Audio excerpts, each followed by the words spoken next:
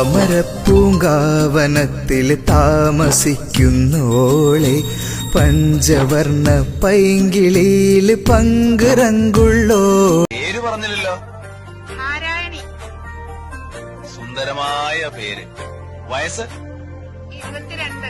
സുന്ദരമായ വയസ്സ്. നാരായണി, നമ്മളേതാണ്ട് ഒരുമിച്ചാണ് ഈ ജയിലിൽ വന്നത്. എനിക്കൊരു റോസാച്ചെടി തരുമോ? നാരായണി എങ്ങനെ അറിഞ്ഞു ഇവിടെ റോസാച്ചെടി ഉണ്ടെന്ന്? ജയിലല്ലേ, എല്ലാവരും അറിയും. ഇവിടെ രഹസ്യങ്ങളൊന്നുമില്ല. തരുമോ?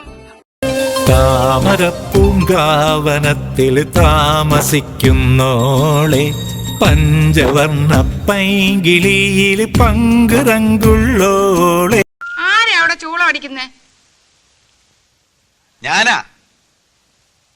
പേരെന്താ? ബഷീർ. എളിയ തോതിൽ ഒരു എഴുത്തുകാരനാണ്.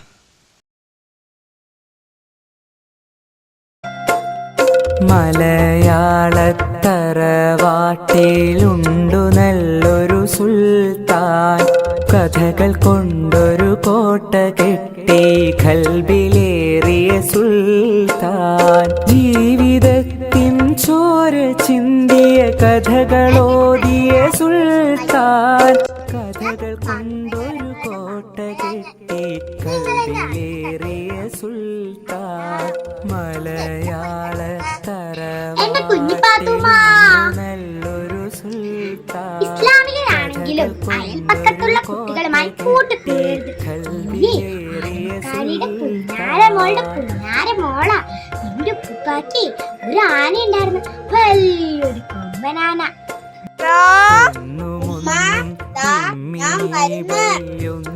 എന്നൊരു കാര്യം എത്ര രസമായി നമ്മിലേക്കു പകർന്നു തന്നൊരു സുൽത്താൻ.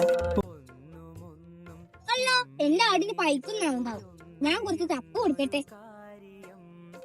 പത്തിരി കുട്ടികൾ നടക്കണം. മുത്തൊരു പാത്തുമ്മ. ഹായ്, ഇത് നല്ല രസമുണ്ടല്ലോ. ഇന്നത്തേക്ക് ഇത് കൂട്ടാം. കത്തിരി കുട്ടികൾ നടക്കണം. മുത്തൊരു പാത്തുമ്മ. എല്ലാം നിങ്ങളെല്ലാവരും എന്താ ഇവിടെ? എന്റെ ആടിന് കഞ്ഞിവെള്ളം കൊടുത്തില്ലേ? നിന്റെ ആടേ എന്റെ വീട്ടിലെ ബുക്കും പേപ്പറൊക്കെ തിന്നു കൊടുത്തു.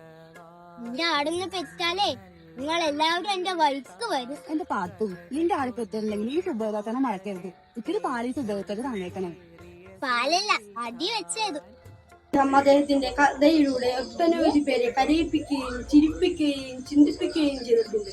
മലയാളികൾ ഏറെ പ്രിയത്തോടെ ബേപ്പൂർ സുൽത്താൻ എന്നും അദ്ദേഹത്തെ വിളിക്കും.